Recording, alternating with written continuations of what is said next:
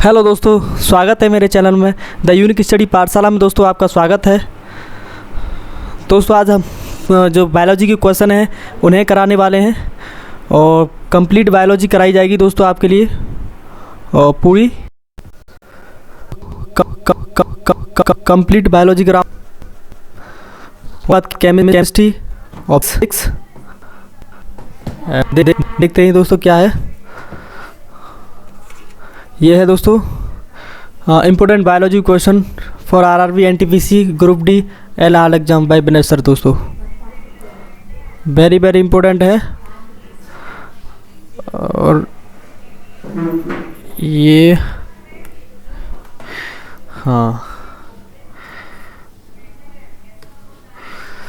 यह है दोस्तों। क्वेश्चन की शुरुआत करते हैं। 2 वीडियो डाल चुका है इसकी दोस्तों और प्रीवियस ईयर हैं दोस्तों, देख सकते हो। आरआरबी एनटीपीसी ग्रुप डी और एएलपी टेक्नीशियन उनमें आए हुए क्वेश्चन है दोस्तों और वेरी इंपॉर्टेंट है और इन्हें देखना बहुत ज़रूरी है क्योंकि इससे एग्ज़ाम का जो लेवल है वो पता चलता है। यौन प्रजनन में माता पिता का योगदान होता है। दोस्तों कुछ टाइम दिया जाएगा, कमेंट सेक्शन में आपका क्वेश्चन का जो आंसर देना है आपको। यौन प्रजनन में माता पिता का योगदान होता है दोस्तों। इसका आंसर होगा अपने जीन्स होते हैं का आधा हिस्सा जो माता पिता का योगदान होता है यौन प्रजनन में, अपने जीन का आधा।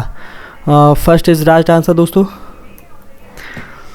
और नेक्स्ट, एक सामान्य मानव शरीर कोशिका में क्रोमोसोम होती हैं। एक सामान्य शरीर मानव कोशिका में क्रोमोसोम होते हैं दोस्तों। बहुत ही इम्पोर्टेंट क्वेश्चन है ये और इसका आंसर तुम्हें सोच समझ के देना है। कितने क्रोमोसोम होते हैं दोस्तों? बहुत ही सिंपल है। इसका आंसर है 46 क्रोमोसोम होते हैं एक मानव के जो शरीर होता है, मानव का शरीर, उसमें 46 क्रोमोसोम होते हैं। नेक्स्ट दोस्तों, आनुवांशिक सामग्री के वाहक हैं। कौन है दोस्तों? आनुवांशिक जो जेनेटिक्स होता है हमारे, उसके वाहक कौन होते हैं? जो मानव की आनुवांशिक सामग्री होती है उसके वाहक हैं दोस्तों कौन? इसका आंसर दीजिए कमेंट सेक्शन में, इसका आंसर दीजिए दोस्तों। इसका आंसर होगा दोस्तों बी, जीन। जो जीन्स होते हैं वो आनुवांशिक सामग्री के वाहक होते हैं दोस्तों मानव के। याद रखना है आपको। वनस्पति भागों या बीज के बजाय कोशिकाओं के माध्यम से नए पौधे को उगाना कहा जाता है। क्या कहा जाता है? वनस्पति भागों या बीज के बजाय कोशिकाओं के माध्यम से नए पौधे को उगाना क्या कहा जाता है दोस्तों? उसे कहा जाता है दोस्तों टिश्यू कल्चर। उसे टिश्यू कल्चर कहा जाता है। कौन सा? वनस्पति भागों या बीज के बजाय कोशिकाओं के माध्यम से नए पौधों को उगाना। आप समझ गए होंगे दोस्तों। जो कोशिकाओं के भागों से नए पौधे उगाए जाते हैं उन्हें टिश्यू कल्चर कहते हैं। बच्चे का लिंग किससे निर्धारित होता है? गुणसूत्र से होता है, माँ का रक्त समूह से होता है, माता पिता के आरएच कारक से होता है, पिता के रक्त समूह से होता है। इसका आंसर क्या होगा दोस्तों? इसका आंसर होगा दोस्तों ए इसका राइट आंसर होगा। जो बच्चे का लिंग गुणसूत्र होते हैं उससे उनसे निर्धारित होता है दोस्तों। First is right answer. आनुवांशिक लक्षणों के जीन समूह को कहते हैं। जो आनुवांशिक लक्षण होते हैं उनके जीन समूह को क्या कहते हैं? उनके जीन समूह को कहते हैं दोस्तों जीनोटाइप। जो आनुवांशिक लक्षण होते हैं उनके जीन समूह को जीनोटाइप कहते हैं। सी इज राइट आंसर। लैंगिक प्रजनन में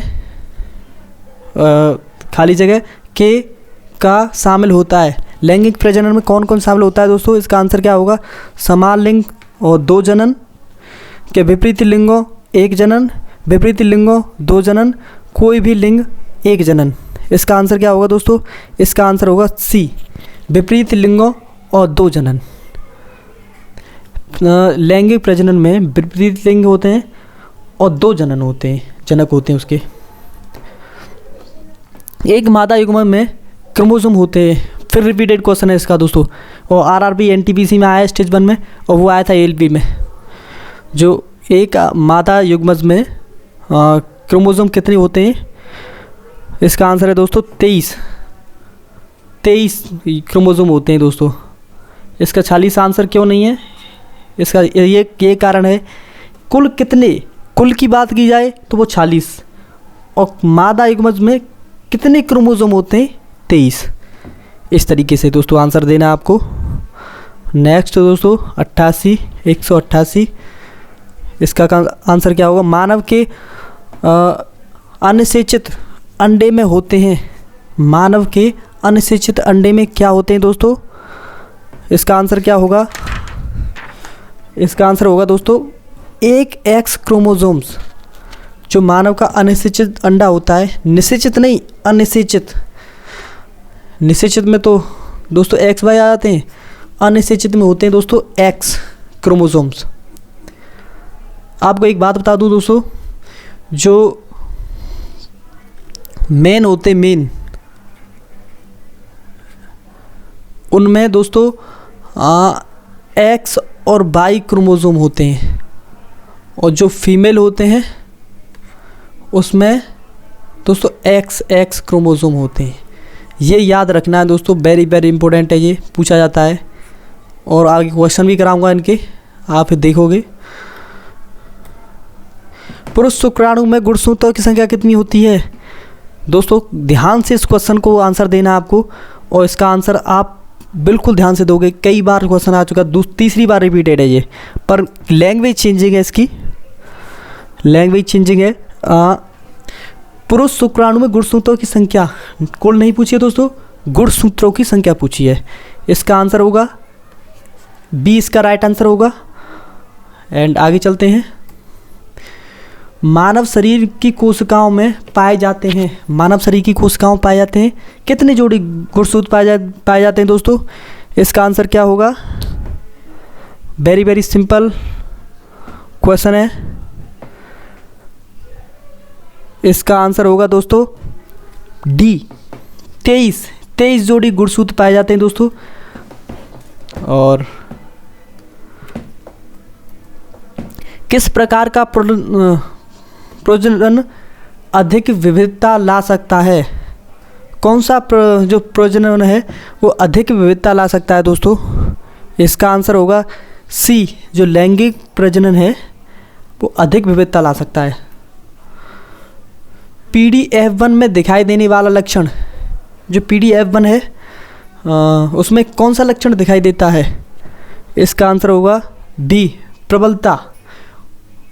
जो PDF1 होती है उसमें प्रबलता लक्षण दिखाई देता है। ने वंशानुक्रम के नियमों को प्रतिपादित किया था। दोस्तों वेरी वेरी इंपॉर्टेंट है, जो क्वेश्चन कई बार रिपीट हुआ है, और इसका आंसर होगा A, Gregor Mendel, John Gregor Mendel. John Gregor Mendel ने दोस्तों वंशानुगत नियमों का प्रतिपादन किया था, ना कि चार्ल्स डार्विन, हेराल्ड रेनी और स्टैनली मिलर नहीं। दोस्तों ये जॉन ग्रेगर मेंडल थे। जाति के एक पुरुष को उसके एक्स क्रोमोसोम उसकी से प्राप्त होते हैं। जो मनुष्य जाति के जो एक पुरुष को एक्स क्रोमोसोम किसे, और मैंने आपको बताया भी है, इसका एग्जाम्पल भी दिया है दोस्तों। इसका आंसर क्या होगा? इसका आंसर होगा माता। माता से एक्स क्रोमोसोम प्राप्त होते हैं दोस्तों। एक्स किस में? माता में, और मेल में होते हैं एक्स वाई। डिसाइड करते हैं फादर, लड़का होगा या लड़की, ना कि मदर दोस्तों। नेक्स्ट में जीवित रहने का लाभ प्रदान कर सकता है अथवा केवल आनुवांशिक क्रम में योगदान प्रदान कर सकता है। जो प्रजाति होती हैं उसमें जीवित रहने का लाभ प्रदान कर सकता है अथवा केवल आनुवांशिक क्रम में योगदान प्रदान कर सकता है। दोस्तों डटे रहना, लास्ट तक बहुत ही इम्पोर्टेंट क्वेश्चन है। ये मत कहना कि ये बहुत ही हार्ड है, हार्ड नहीं है। आपको लेवल पता चलेगा, उसके बाद मैं थ्योरी कराऊंगा, आपको बहुत मज़ा आएगा। इसका आंसर क्या होगा दोस्तों? इसका आंसर होगा सी, परिवर्तन। प्रजातियों में परिवर्तन जीवित रहने का लाभ प्रदान कर सकता है। राइट बात है। जो प्रजाति होती है उसमें परिवर्तन का अथवा केवल आनुवंशिक क्रम योगदान में प्रदान करता है दोस्तों।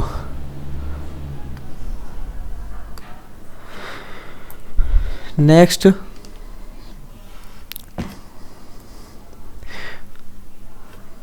इसका भी यही है। माता पिता से संतान में शारीरिक या मानसिक गुणों की संचरण को कहा जाता है। जो माता पिता से जो संतान में शारीरिक मानसिक उस गुण संचरण को क्या कहते हैं दोस्तों? इसका आंसर होगा, क्या होगा दोस्तों इसका आंसर होगा डी, आनुवंशिकता।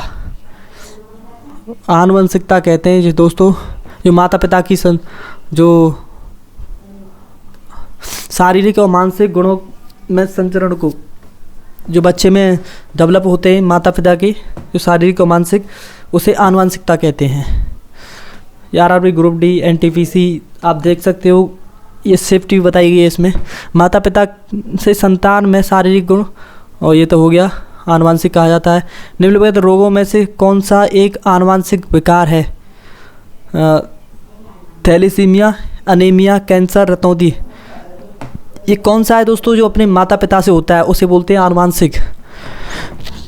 इसका आंसर क्या होगा? इसका आंसर होगा दोस्तों ए, थैलेसीमिया। थैलेसीमिया क्या है? ये रोग है दोस्तों, ये अपने माता पिता से होता है। उत्परिवर्तन, म्यूटेशन आनुवंशिक नहीं होता है।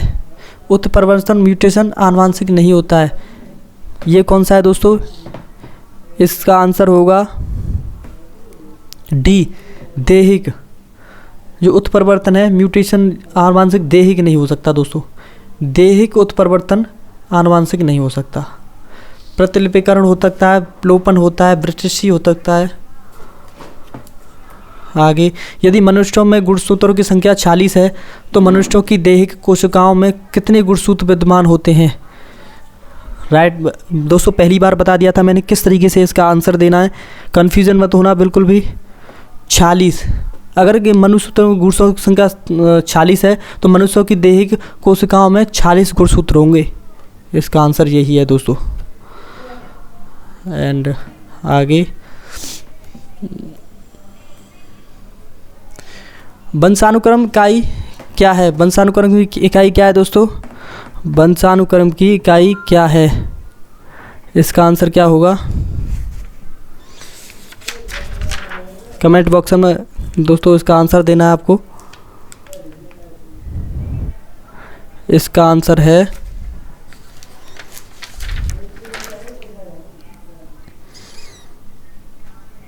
डी, जीन होता है, जीन। जो वंशानुक्रम की, दोबारा रिपीट हुआ है जो क्वेश्चन, वंशानुक्रम की इकाई जीन है। वंशानुक्रम की इकाई, ये भी वही क्वेश्चन है दोस्तों, जीन है। पुनर्जनन जो होता है का अर्थ क्या है? पुनर्जनन का अर्थ क्या है दोस्तों? इसका अर्थ है छोटे खंड से जीव के पूरे शरीर का निर्माण होना। ये पुनर्जनन का अर्थ है। ओरिजिन ऑफ स्पीशीज नामक पुस्तक किसने लिखी है दोस्तों? ओरिजिन ऑफ स्पीशीज पुस्तक के लेखक कौन हैं? इसके लेखक हैं चार्ल्स डार्विन। चार्ल्स डार्विन ने इसकी पुस्तक लिखी है दोस्तों। मानवीय विकास के संबंध में हाल ही में खोज की गई कड़ी कौन सी जीवाश्म की खोज की है दोस्तों? इसका आंसर क्या होगा दोस्तों? इसका आंसर होगा बी, होमोनेलिडी। होमोनेलिडी है ये प्रजाति, इस जीवाश्म की खोज की गई है। किस युग के दौरान डायनासोर फले फूले थे दोस्तों? किस युग में? Mesozoic era. मीजोजोइक एरा है, उसमें डायनासोर फले फूले थे दोस्तों। निम्न में से कौन सा वह विचार है कि नई प्रजातियों का विकास उनके परिभाषित परिवर्तन के कारण होता है? इसका आंसर होगा दोस्तों उत्परिवर्तन। जो नई विचार है दोस्तों, ये इसमें नई प्रजातियों का विकास उनके परिभाषित परिवर्तन के कारण होता है। इसका आंसर है उत्परिवर्तन दोस्तों। मनुष्य के वैज्ञानिक नाम होमो सैपियंस क्या है? होमो सैपियंस का अर्थ क्या है दोस्तों? मनुष्य के वैज्ञानिक नाम, इसका अर्थ है दोस्तों क्या अर्थ होगा इसका दोस्तों? वाइज होमिनिड, वाइज होमिनिड, ज्ञानी मानव। इसका अर्थ होगा ज्ञानी मानव, वाइज होमिनिड। आधुनिक मनुष्य का वैज्ञानिक नाम क्या है? जो आधुनिक, होमो सैपियंस। सी इसका राइट आंसर है दोस्तों, अभी क्वेश्चन आया था ये। होमो सैपियंस के रूप में वर्गीकृत किए जाने वाले प्रारंभिक होमोनॉइड थे। कौन थे दोस्तों होमो सैपियंस के रूप में वर्गीकृत किए जाने वाले? इसका आंसर है दोस्तों बी, क्रो-मैग्नन। क्रो-मैग्नन जो प्रारंभिक होमिनॉइड थे दोस्तों। मनुष्य की आनुवंशिकी का पता लगाया जा सकता है, किस जगह से लगाया जा सकता है दोस्तों? मनुष्य की आनुवंशिकता का पता अफ्रीका मूल से। सबसे पहले मनुष्य का जन्म अफ्रीका में बताया जाता है दोस्तों।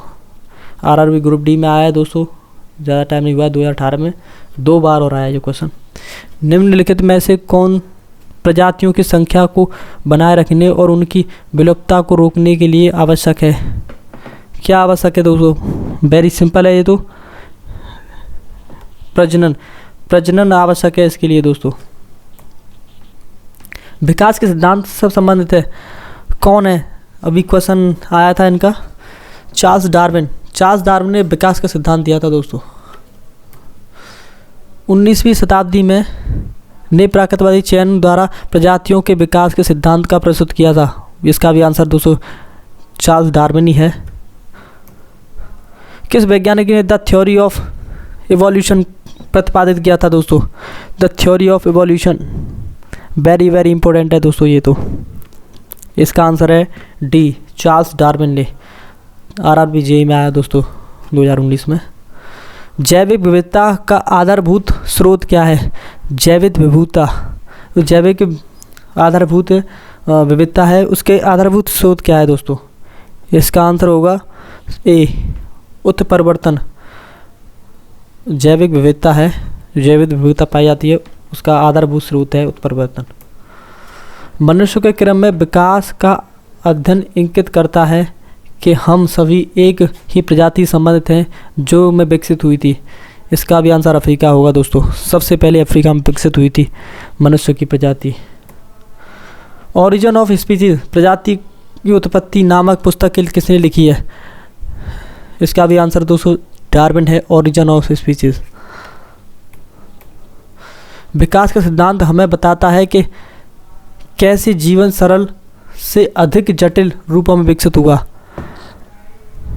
इसका आंसर होगा दोस्तों बी, डार्विन का विकास का सिद्धांत बताता है हमें कि कैसे जीवन सरल रूप से जटिल रूप में विकसित हुआ दोस्तों।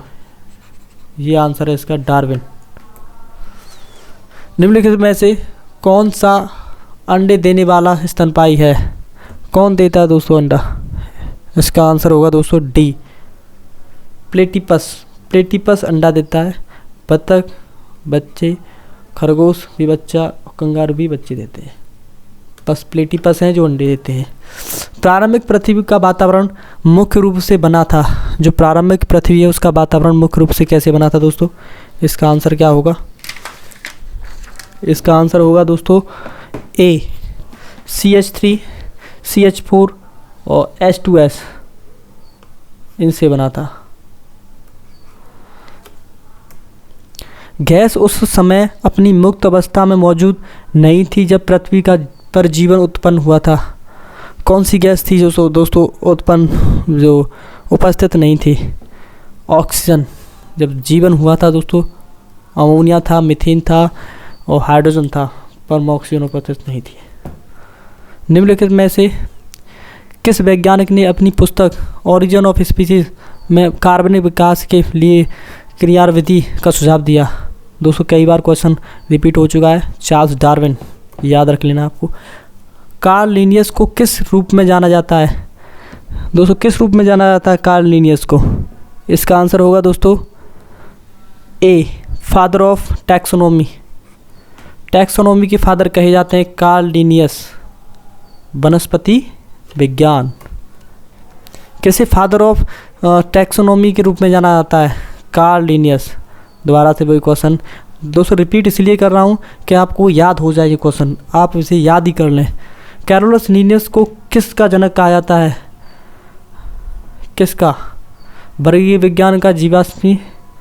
इसका आंसर क्या होगा दोस्तों? भ्रूण विज्ञान का। इसका आंसर होगा वर्ग की, क्लासिफिकेशन का फादर कहा जाता है कैरोलस लिनियस को। आप किस जगत में सभी जीवों को रखेंगे जो कि कोशिका भित्ति के साथ बहुकोशिकीय सेकेंडरी हैं? आप किस, इसका आंसर क्या होगा?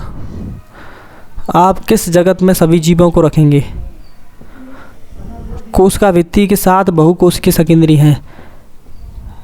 इसका आंसर होगा दोस्तों बी, प्लांटी।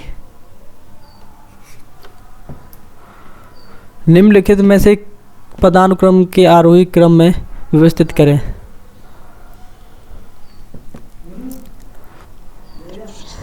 इसका आंसर होगा दोस्तों सी, पहले जगत आएगा, उसके बाद संघ, वर्ग, गण, कुल, वंश, जाति। इस तरीके से इसका अरेंज होगा। आरआरबी ग्रुप डी में आया है दोस्तों। प्राणी वर्गीकरण का पदानुक्रम निम्न में से क्या है? इसका पदानुक्रम क्या है? संघ, फिर वर्ग, गण, कुल, वंश, जाति। आप उस जीव को किस जगत में रखेंगे जो एक कोशीय, यूक्रेटिस या सेकेंडरीकीय प्रकाश संश्लेषी है? उसे किस पर रखेंगे दोस्तों? इसका आंसर होगा प्रोटिस्टा। प्रोटिस्टा जगत में रखेंगे दोस्तों। एक कोशिकीय है, यूक्रेटिस है, सेकेंडरीकीय है और प्रकाश संश्लेषी है। विटेकर के वर्गीकरण के अनुसार समूह में शामिल जीवों में पूर्णतः विकसित नाभिक नहीं पाया जाता था। इसका आंसर होगा दोस्तों मोनेरा। विटेकर के वर्गीकरण के अनुसार समूह में शामिल जीवों में पूर्णतः विकसित नाभिक नहीं पाया जाता था। मोनेरा में दोस्तों पूर्णतः नाभिक नहीं पाया जाता था। जीव जगत का 5 वर्गीकरण 5 किंगडम क्लासिफिकेशन किसने दिया था? 5 वर्गों में वर्गीकरण किसने किया था दोस्तों? इसका आंसर होगा वी, विटेकर ने 5 जगत वर्गीकरण दिया था दोस्तों। विटेकर द्वारा प्रतिपादित 5 किंगडम क्लासिफिकेशन में निम्न में से कौन सा समूह शामिल नहीं है? कौन सा समूह शामिल नहीं है दोस्तों? इसका आंसर होगा डी, एनिमिलिया था, उसमें प्रोटिस्टा था, फंजाई था, पर प्रोटोजोआ नहीं था दोस्तों। विटेकर ने जो 5 जगत वर्गीकरण, 5 जगत प्रणाली में वर्गीकरण का मुख्य आधार होता है। जो 5 जगत प्रणाली है उसका मुख्य आधार पोषण। वैज्ञानिक वर्गीकरण में वर्गीकरण की मूल इकाई क्या है?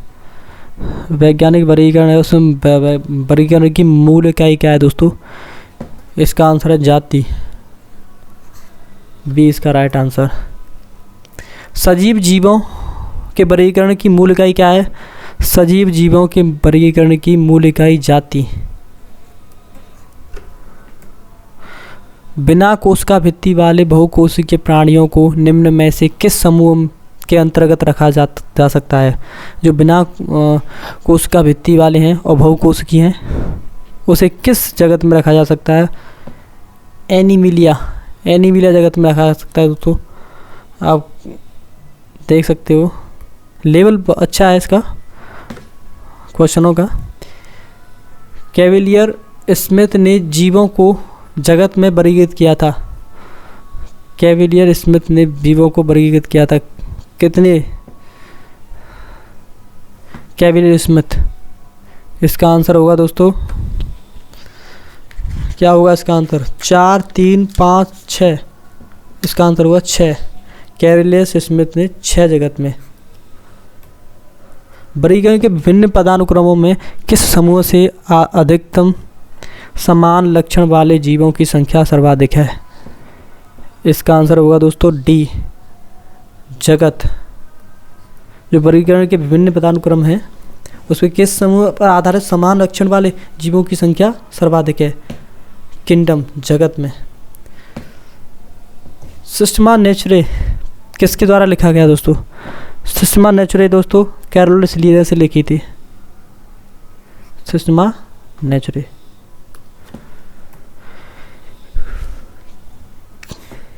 क्लेमिडोमोनस इनमें से किस किंगडम वर्ग से संबंधित है? इसका आंसर होगा दोस्तों B, kingdom Protista. Kingdom Protista. बहुविखंडन के द्वारा एक साथ अनेक संतति कोशिकाओं में विभाजित होता है।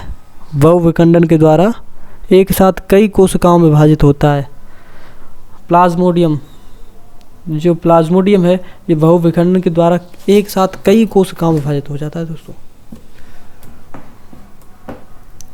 निम्नलिखित में से कौन सा जीव बहुविखंडन द्वारा प्रजनन करता है? बहुविखंडन द्वारा प्रजनन करता है। प्लाज्मोडियम, वही आंसर है इसका। द्विखंडन द्वारा प्रजनन कौन करता है दोस्तों? द्विखंडन द्वारा अमीबा। अमीबा द्विखंडन द्वारा प्रजनन करता है। अमीबा में प्रजनन कैसे होता है? अभी आया था दोस्तों, द्विखंडन द्वारा। ये इसका राइट आंसर है।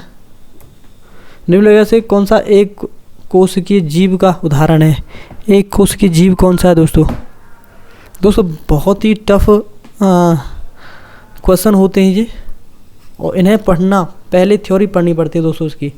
मैं इसलिए क्वेश्चन लगा रहा हूँ कि आपको समझ में आ जाए किस तरीके से क्वेश्चन आते हैं। इसमें पता नहीं चलता है लोगों को कि किस तरीके से करा दिया जाता है, पर क्वेश्चन नहीं कराते हैं। क्वेश्चन इसलिए करा रहा हूँ, उसके बाद थ्योरी करोगे आप, बहुत मज़ा आएगा और याद भी बहुत जल्दी कर लोगे। क्वेश्चनों को करना वेरी वेरी इंपॉर्टेंट है दोस्तों। और दोस्तों क्वेश्चनों को ज़रूर करना, पूरे क्वेश्चन कराऊंगा मैं, और कर लेना एक बार, उसके बाद आपको कहीं भी जाने की ज़रूरत नहीं पड़ेगी। इसका प्रोटोजोआ होता है, एक कोष की जीव का उदाहरण है दोस्तों, वो प्रोटोजोआ है। और नेक्स्ट, किन प्राणी अगतिशील होते हैं? कौन से प्राणी हैं जो अगतिशील होते हैं, गति नहीं करते हैं दोस्तों? उन्हें कहते हैं अगतिशील। ये होते हैं पॉरीफेरा। पॉरीफेरा दोस्तों कभी गति नहीं करते हैं ये। और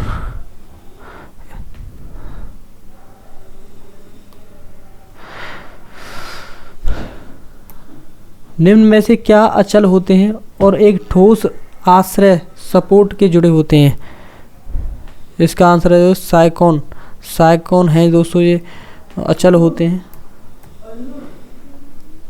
अश्वनी उत्सदन और परिसंचरण वाले अंगों से रहित होते हैं। श्वासनी उत्सदन होते हैं और परिसंचरण वाले अंगों से रहित होते हैं। इसका आंसर है दोस्तों स्पंज। स्पंज श्वसनी उत्सर्जन होते हैं। जीव विज्ञान में स्पंज क्या है? जीव विज्ञान में स्पंज क्या है? एक पशु है दोस्तों। निम्नलिखित में से कौन सा शरीर कोशिकाओं की दो परतों से बना है? कौन सा शरीर है दोस्तों जो कोशिकाओं की दो परतों से बना है? इसका आंसर है दोस्तों डी, हाइड्रा। हाइड्रा है जो कोशिकाओं की दो परतों से बना है। मुकुलन द्वारा प्रजनन हो सकता है। किसका होता है दोस्तों? मुकुलन द्वारा प्रजनन इसका हाइड्रा का होता है। निम्न में से कौन सा जीव प्रजनन और मुकुलन द्वारा प्रजनन करता है? वो भी इसका आंसर है दोस्तों हाइड्रा। देख सकते हो आप कितनी बार आया है क्वेश्चन, बहुत बार क्वेश्चन पूछा है।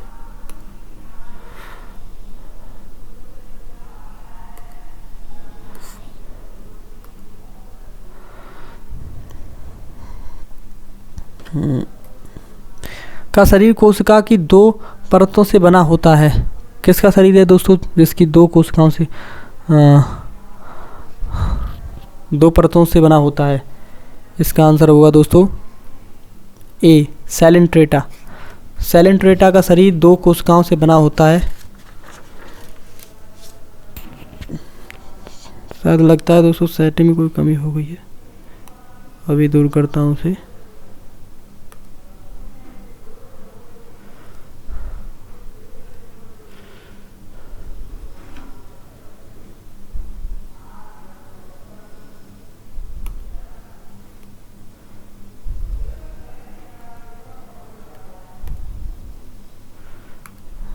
एंड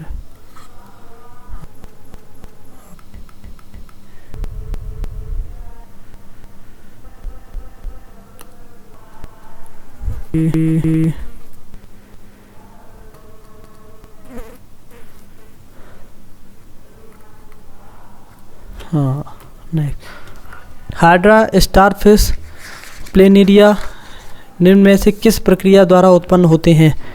हाइड्रा, स्टारफिश, प्लेनेरिया निम्न में से किस प्रक्रिया द्वारा उत्पन्न होते हैं?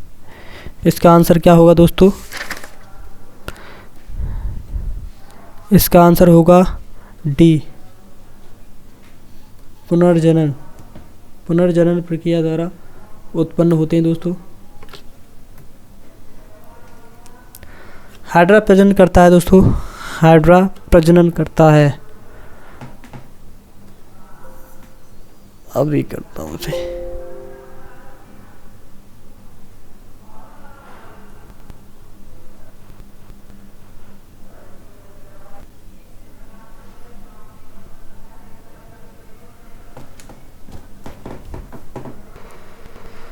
हेलो दोस्तों, नेक्स्ट क्वेश्चन है 312वां क्वेश्चन है दोस्तों। कलिका द्वारा विकसित नया जीव है, जो कलिका द्वारा विकसित है वो कौन सा नया जीव है दोस्तों? वह है दोस्तों, इसका आंसर होगा सी, हाइड्रा। ये कलिका द्वारा विकसित होता है।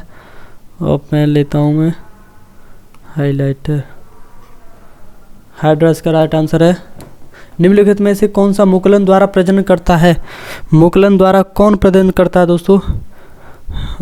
ए, हाइड्रा मुकुलन द्वारा प्रजनन करता है। कई बार क्वेश्चन रिपीट हुआ है ये। निम्नलिखित जानवरों में से कौन सा ट्रिप्लोब्लास्टिक नहीं है? ट्रिप्लोब्लास्टिक क्या होता है दोस्तों? देखते हैं। इसका आंसर है जेलीफिश। जेलीफिश ट्रिप्लोब्लास्टिक नहीं है। और दूसरा पेन लेता हूँ।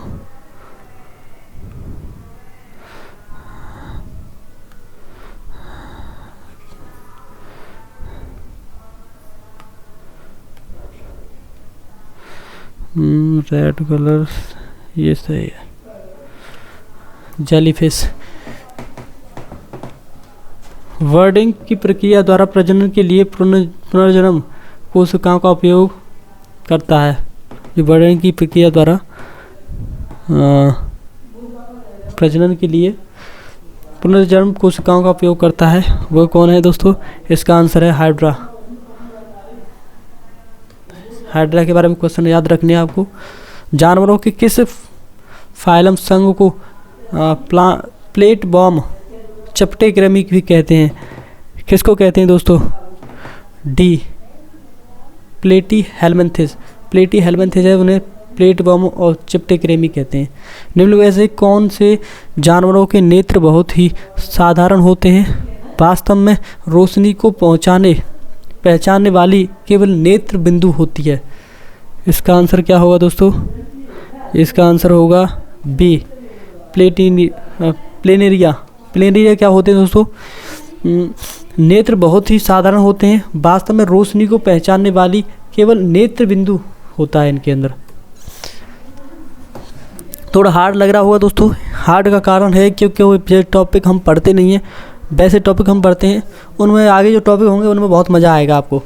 जो थोड़ा टफ है ना, नामक एक प्लेटीबॉम में बहुत सामान्य आँखें, ये खाली जगह आँखें होती हैं, जो वास्तव में केवल आँखों के धब्बे होते हैं जो प्रकाश का पता लगाते हैं। इसका आंसर होगा दोस्तों बी, प्लेटेनिया होते हैं तो नामक प्लेटफॉर्म, जो बहुत ही सामान्य आँखें होती हैं और वास्तव में केवल आँखों के धब्बे होते हैं इनके, जो आप प्रकाश का पता लगा सकते हैं दोस्तों। टैप बॉम फाइलम से संबंधित है। जो टैप बॉम है फाइलम किससे संबंधित है? इसका आंसर है दोस्तों सी, प्लेटी हेलमिन्थिस। प्लेटी हेलमिन्थिस। एस्केरिस का साधारण नाम क्या है? एस्केरिस का साधारण नाम क्या है दोस्तों? इसका साधारण नाम है राउंड बन एस्केरिस।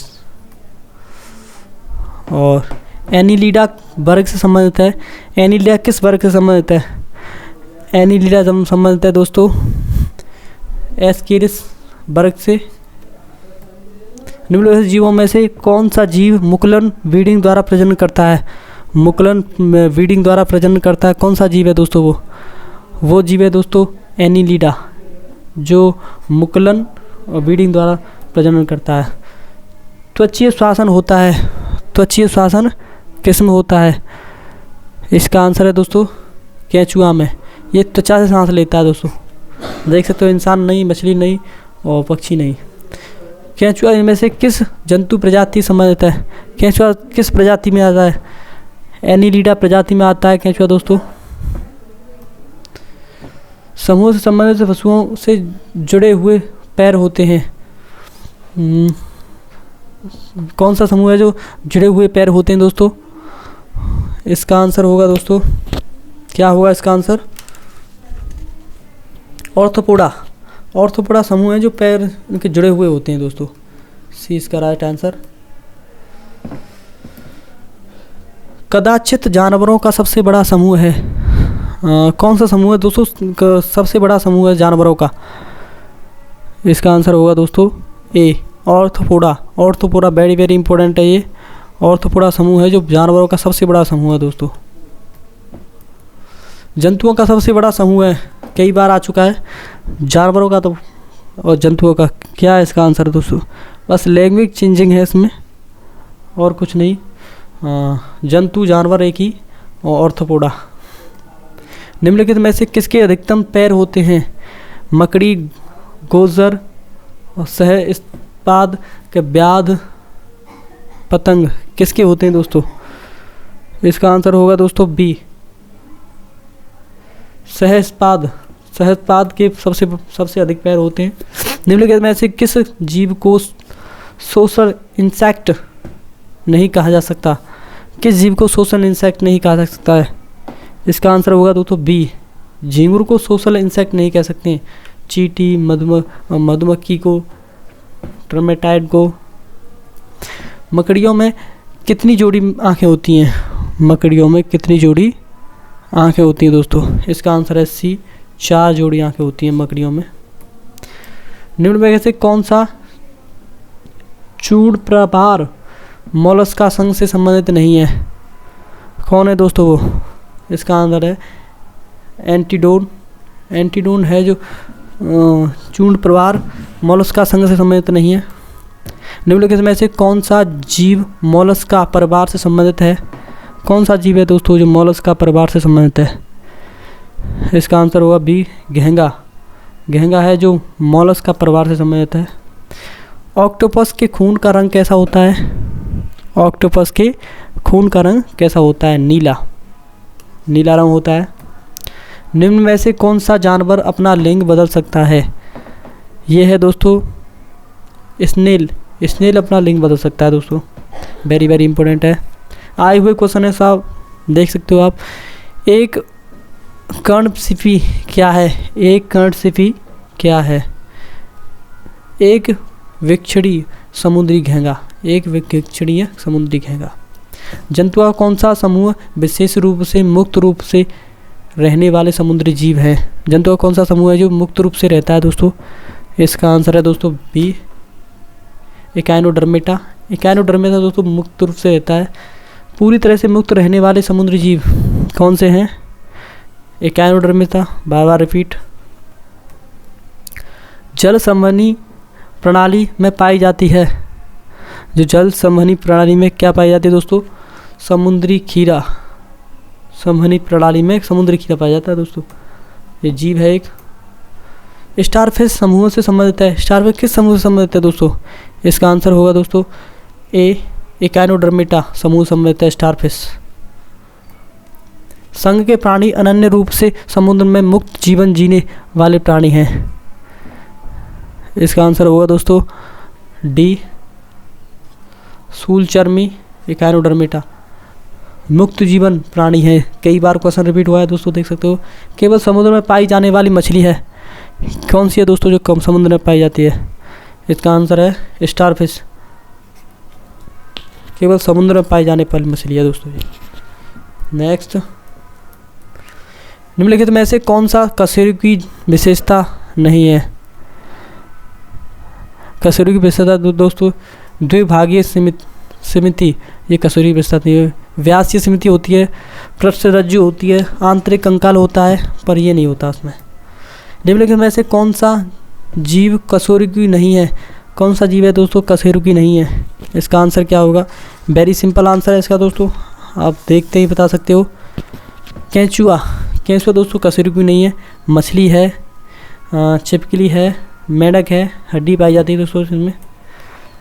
उभयचरों और अधिकांश सरीसृप में होता है। क्या होता है दोस्तों?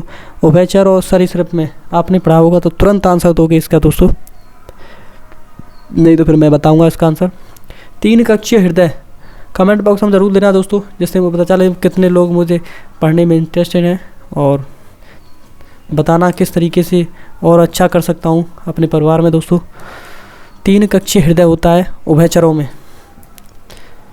3 कक्षीय हृदय होता है, अभी आया दोस्तों दोबारा आंसर ए। उभयचर में 3 कक्षीय हृदय होता है। बार बार इसलिए रिपीट किए हैं दोस्तों, याद हो जाए। 3 कक्षीय हृदय, फिर वही क्वेश्चन, और ये रिपीट हुए। उभयचर में क्या है दोस्तों? बिना पंखों की ग्रंथि वाली त्वचा होती है। डी इसका राइट आंसर है दोस्तों, आप इन्हें पढ़ सकते हो, पर यही होगा उभयचर में। निम्न में से किस वर्ग में प्राणियों में सल्कों की कमी और त्वचा में श्लेष्म ग्रंथि होती हैं? किस वर्ग के प्राणियों में सल्कों की कमी होती है और त्वचा में श्लेष्म ग्रंथियों की होती हैं? इसका आंसर क्या होगा दोस्तों? इसका आंसर होगा सी, उभयचर में। इनमें सल्कों की कमी होती है और त्वचा में श्लेष्म ग्रंथि होती है। वर्गीय प्राणियों में श्वसन गलफड़ों द्वारा, फेफड़ों द्वारा होता है।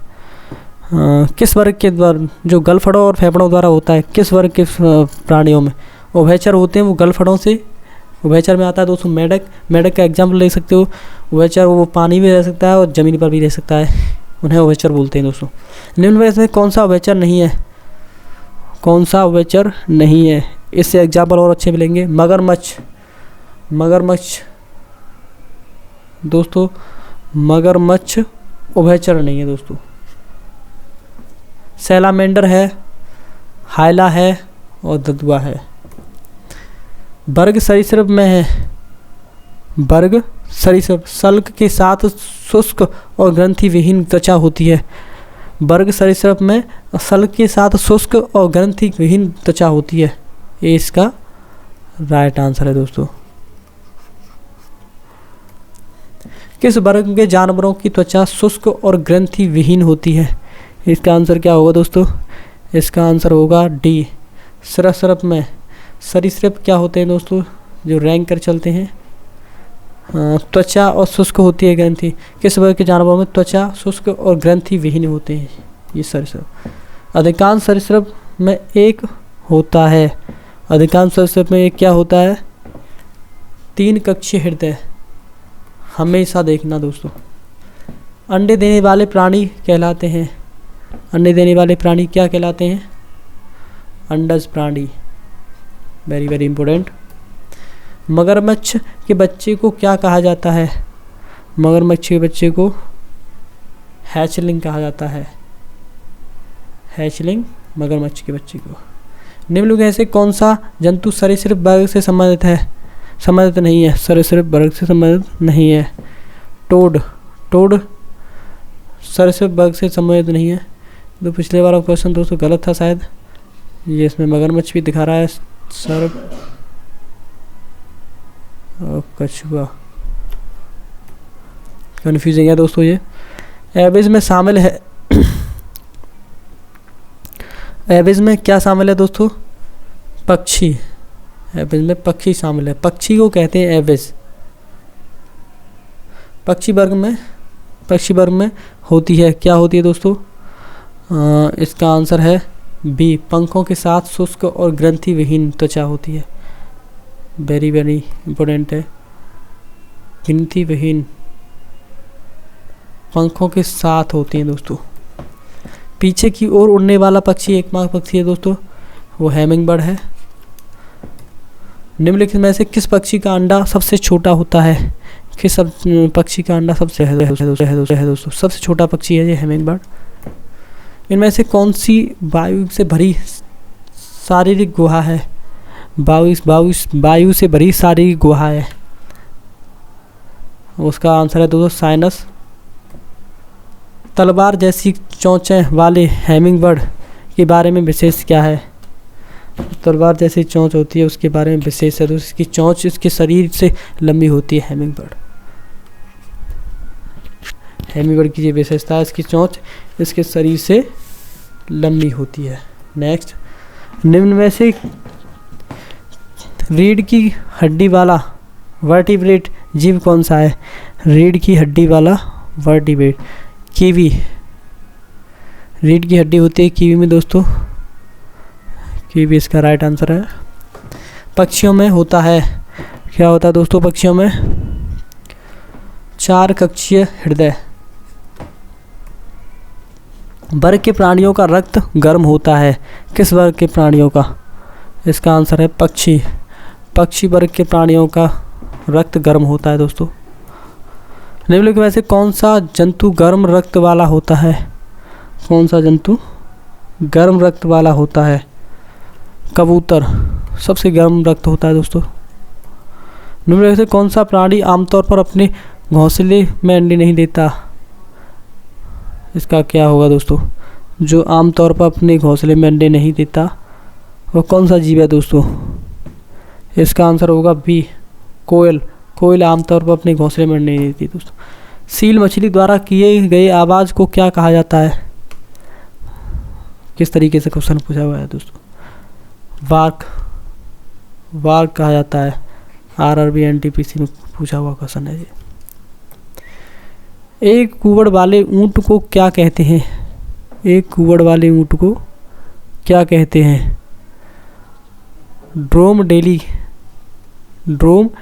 डेरी कहा जाता है। सबसे बड़ा स्तनपायी कौन सा है? सबसे बड़ा स्तनपायी कौन सा है दोस्तों? इसका आंसर क्या होगा? सबसे बड़ा स्तनपायी है दोस्तों ब्लू व्हेल। सी इसका राइट आंसर है।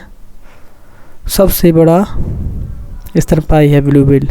भूमि पर विचरने वाला सबसे तेज जानवर चीता है दोस्तों। भूमि पर विचरने वाला सबसे तेज जानवर चीता एंड और जड़ा जानवर भूमि अफ्रीका हाथी है दोस्तों। सब बड़ा जानवर। डॉल्फिन के समूह को क्या कहा जाता है? डॉल्फिन के समूह को पॉड कहा जाता है। लीमर क्या है? लीमर क्या है दोस्तों? लीमर है, इसमें ऑप्शन नहीं दिया है। मेडागास्कर में पाया जाने वाला एक जानवर है, यहाँ होगा एक सी, मेडागास्कर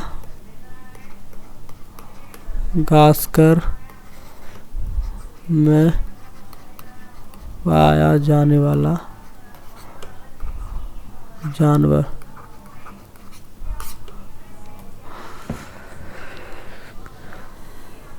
विविपारा क्या है? विविपारा क्या है दोस्तों? विविपारा है धमनियों जो जिंदा पैदा होती हैं। धमनियाँ जो जिंदा पैदा होती हैं। निम्न में से कौन सा इस समूह से संबंधित नहीं है? कौन है दोस्तों इससे समूह से संबंधित नहीं है? वो है इसका आंसर रैबिट। पांडा ग्लोबल है, अवस्ट है, स्पर्श क्रिस्की है। स्तनपायी जानवरों का होता है, स्तनपायी जानवरों का होता है 4 कक्षीय हृदय। स्तनपायी जानवरों के 4 कक्षीय हृदय। 4 कोष्ठीय हृदय युक्त गर्म रक्त वाले प्राणी होते हैं जो 4 कक्षीय होता है। इसका आंसर क्या है दोस्तों? वेरी सिंपल आंसर इसका स्तनपायी। अभी आंसर रिपीट हुआ है। बहुत कमज़ोर विकसित बच्चों को जन्म देते हैं, कौन है दोस्तों वो? उन्हें कहते हैं कंगारू। निम्न में से किस पशु में छोटी आंत सबसे छोटी होती है? छोटी आंत सबसे छोटी होती है किस पशु में? शेर में। वह शब्द ढूंढे जो इस समूह संबंधित नहीं है। इसका आंसर होगा दोस्तों सांप। हाथी, हिरण, गाय, तीनों देख सकते हो किस तरीके से संबंधित है। निम्न में से कौन सा जानवर पराध्वनि उत्पन्न करता है? कौन सा जानवर पराध्वनि उत्पन्न कर सकता है? पाइपोसेस, पॉरपोसेस ये पराध्वनि उत्पन्न कर सकता है दोस्तों। हाथी, भालू और गैंडा तीसरे जाति की जीव हैं दोस्तों। इसका आंसर क्या होगा? बी, स्तनपायी हैं हाथी, भालू, गैंडा। मनुष्य में मैमेलिया स्तनपायी वर्ग से संबंधित है जिसमें निम्नलिखित में से नहीं आता है, वह कौन सा है? स्तनपायी में कौन नहीं आता है दोस्तों? इसका आंसर होगा बी, छिपकली स्तनपायी में नहीं आती है। सूअर आता है, बिल्ली, चूहा, मानव। पृथ्वी पर सबसे अधिक बुद्धिमान स्तनपायी है कौन है दोस्तों? सबसे अधिक स्तनपायी में आती है दोस्तों डॉल्फिन। डॉल्फिन सबसे बुद्धिमान बताई जाती है, जो गंगा पाई जाती है दोस्तों। विश्व में सबसे तेज जमीनी जानवर कौन सा है? जमीनी जानवर है दोस्तों चीता, सबसे तेज भागता है। मछलियों के हृदय कक्ष कितने होते हैं? मछलियों के हृदय कक्ष कितने होते हैं? 2 कक्ष होते हैं मछलियों के। मछली है 2 कक्षीय हृदय, वही आंसर है दोस्तों। निम्न में से कौन सा जीव मत्स्य वर्ग से संबंधित है? कौन सा जीव मत्स्य वर्ग से संबंधित है? डॉग फिश ये स्टार फिश नहीं है दोस्तों मत्स्य वर्ग से। जेली फिश नहीं है और सिल्वर फिश नहीं है दोस्तों, याद रखना ये चारों ये नहीं है मछली वर्ग से। निम्न में से किसमें हृदय में केवल 2 कक्ष होते हैं? केवल 2 कक्ष होते हैं, रोहू में और मछली में 2। इनमें से कौन सा जंतु बाकी 3 में से भिन्न है? कौन सा जंतु है दोस्तों जो बाकी 3 से भिन्न है? ये समुद्री घोड़ा, मेढक, ना ही मगरमच्छ, ना ही कछुआ। समुद्री घोड़ा तीनों से भिन्न है।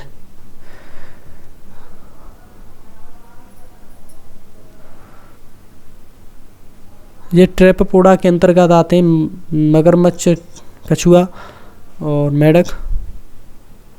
और जब समुद्री को मत्स्य वर्ग से संबंधित है दोस्तों, समुद्री जो घोड़ा है। नेक्स्ट, मछली के हृदय में कितने नंबर होते हैं? मछली के हृदय में कई बार रिपीट हो चुका है क्वेश्चन ये दोस्तों। मछली के हृदय में कितने? 2 चैम्बर। सबसे जहरीली मछली कौन सी है? सबसे जहरीली मछली है दोस्तों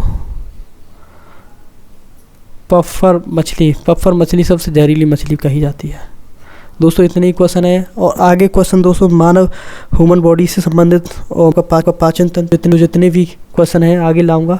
और बहुत ही इंपॉर्टेंट इंटरेस्टिंग क्वेश्चन है जो थोड़ा डिफ़िकल्ट थे दोस्तों, और ये नहीं करने क्योंकि एग्जाम में तो करने पड़ेंगे। नमस्कार दोस्तों, आपसे विदा लेता हूँ। अच्छा लगे लाइक एंड शेयर सब्सक्राइब करते रहना दोस्तों, मेरी मेहनत आपको अच्छी लगे।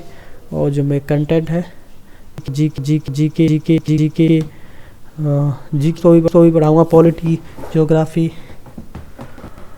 और इतना ही दोस्तों।